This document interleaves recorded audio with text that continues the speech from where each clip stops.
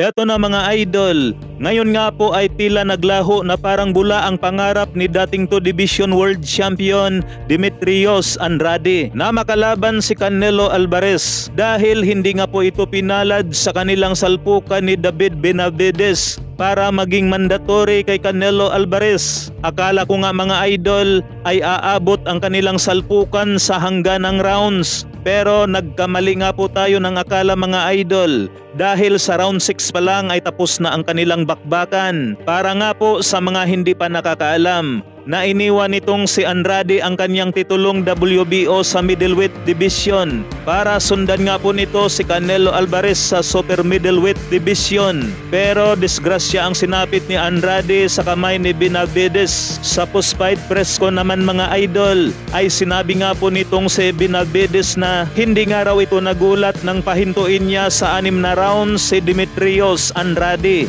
dahil talagang pinaghahandaan nga raw nila ng todo kasama ang kanyang team para wasakan ang pagka-undefeated nitong si Andrade. At nangyari nga po yan mga idol. Samantala, brother coach ni Janariel Cuadro Alas Casimero na si Kuya Lods o Jason Casimiro, bagamat suportado nga raw nito ang ating pambato na si Tapales bilang kapwa Pinoy at bilang magkaibigan. Pero ibang usapan na pagdating sa talpakan mga idol, dahil sinabi ni Kuya Lods 1 to 3 rounds knockout kay inuwi nga raw sila pupusta.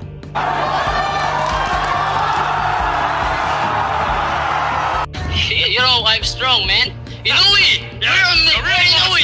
Come on, man! You're a monster? Motherfucker! No, you are no monster. You are a Chinese, Japanese turtle. No,